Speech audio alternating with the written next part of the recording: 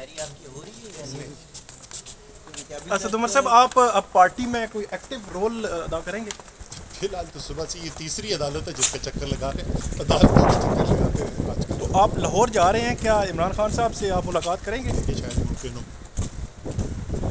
और आप क्या समझते हैं, आप पीटीआई को क्या करना चाहिए इस सारे सिनेरियो में, जब वो एक जो है पॉइंट ऑफ नो रिटर्न पे पहुंच चुके हैं?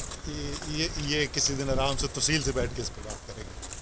आपका आइंदा का लाया अमल क्या होगा? ये हो चुका है।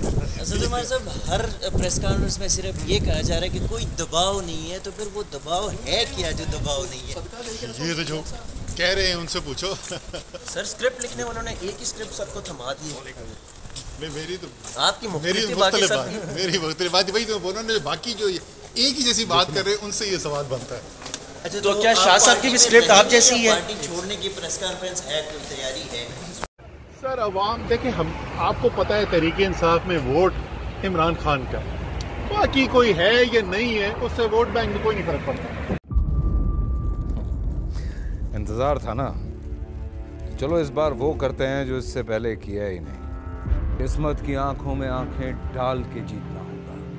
सब में शेर जैसी राह, जर्रा जर्रा भी हर कंटेस्टेंट को लगेगा पहाड़। लड़खड़ाना नहीं है, खोल दो अपने पंख अगर आसमान छूना है।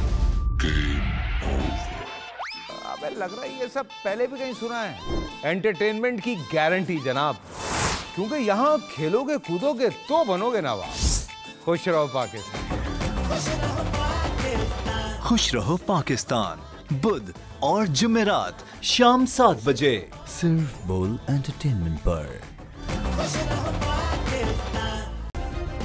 सब्सक्राइब करें और बेल दबाएं ताकि कोई खबर रह न जाए।